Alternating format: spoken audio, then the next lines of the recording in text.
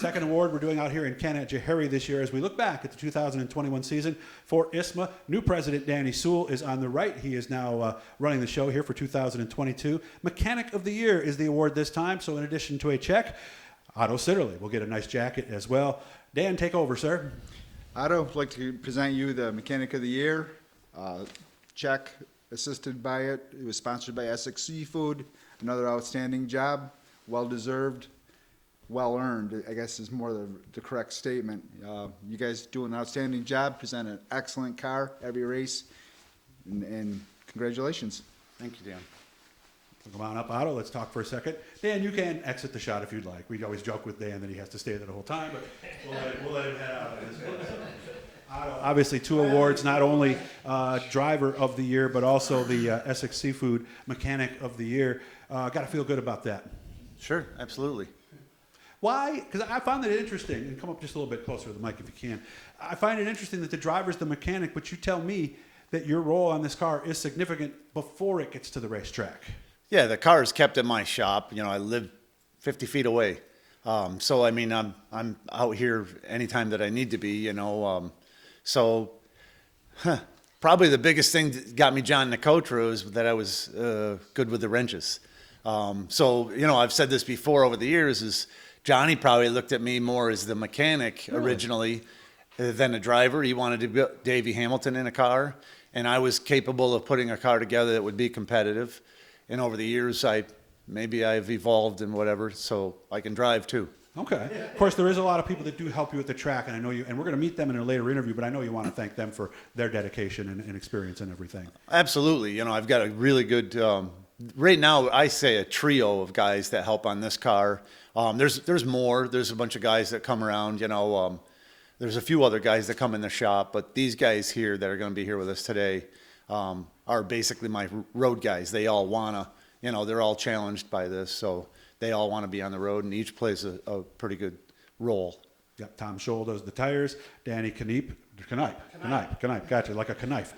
He is the mechanic, and of course Joe Perry is the crew chief. So you tell me you do not touch the car a lot on race days, though. Well, I mean, I try not to. If there was something that nobody, you know, could do but myself, then by all means. But for the most part, you know, Joe is my go-to guy. You know, if I'm not in the area and there's a question that's got to be answered, that's Joe. You know, many years ago he started helping me, and I gave him the green light. It doesn't matter if it's the right call or the wrong call. It's his call when I'm not around. So he's basically in charge. And then Tom Scholl's been with me, I don't even know, a long time. Yeah. And when it comes to wheels, tires, anything to do with that aspect of the car, it's his responsibility. I don't have to. He comes here every Sunday morning, and he's in the other shop over there, and he's out there dealing with dirty wheels, bent wheels, broken wheels, whatever it is. He takes care of all that stuff, which doesn't seem like a lot, but sometimes we've had 3 and 4 cars. So you might have 50, 60 wheels or more. So he deals with all that. I don't have to even think about it. So you have a backup car then? Not for this series, not for no. this season. Okay, don't even say that. Okay. Well, because the thing I was thinking is, there are those instances when things do go wrong and we've got to rebuild the front end or something like that. That must be when it's nice to know that the team, that you can get in there and do that too. Yeah, so when it comes to that aspect of it, that's Danny Knipe. So if, you know, God forbid, we haven't really dinged it too much yet. But if it happens, Danny's pretty good with the aspect of putting an axle in it. The other guys will, you know, jump in there, but Danny's going to be the guy for that kind of stuff. And even though it's not ISMA related necessarily, you told me there was a race a few years ago where the car was ready to go, and you heard something in the right front rubbing or something like that? Yeah, it was the right front wheel. We were getting ready to go out for the Oswego Classic, and all of a sudden I heard something scuffing in the right front wheel, and Tom came over and he's like, "Really? A bent wheel?" Now? Yeah, and it was like 15 minutes before the green flag for the Classic, and he had to run that tire.